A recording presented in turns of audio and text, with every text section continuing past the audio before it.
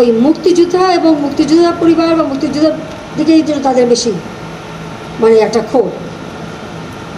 আমার একটা কথা নিয়ে তারা কিছু কতদিন প্রতিবাদ করলো। কী কথা বলেছিলাম আমি? আমার কথাটাকে বিকৃত করা হয়েছিল।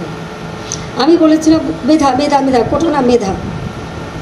তো কোটা আমাদের নারীর কোটা, প্রতিবন্ধীদের কোটা, নৃগোষ্ঠীর কোটা, প্রত্যেক জেলার কোটা, মুক্তিযোদ্ধা পরিবারের কোটা, সেগুলো তো আমি বাতিলও করে দিয়েছিলাম। তারপরে কোটা না মেধা, মেধা না কোটা, তো কোটা মেধার মধ্যে একটা তফাতের কী আছে? এখানে মেধাই তো হয়।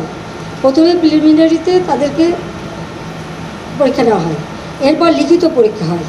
লিখিত পরীক্ষা পাশ করলে তখন তাদের ভাইবা নেওয়া হয়।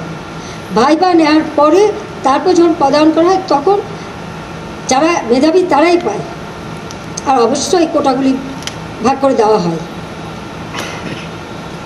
তাহলে যারা পরীক্ষা দিয়ে মেধাবী তারাই তো পাচ্ছে। সেই সূত্রে আমি বলেছিলাম যে কি মেধাবী কি শুধু মানে মুক্তিযোদ্ধা পরিবারের সন্তান সন্ততিরা কি মেধাবী না? তাহলে মেধাবী কি শুধু ওই রাজাকারের ছেলে মেয়ে?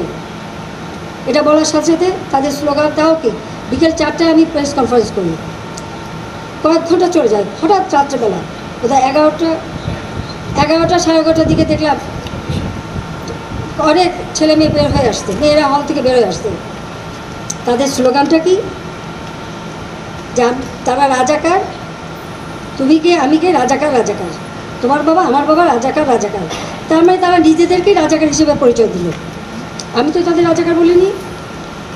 তারা নিজেরাই স্লোগান দিয়ে নিজেদেরকে রাজাকার হিসেবে পরিচিত করলো সকলের কাছে।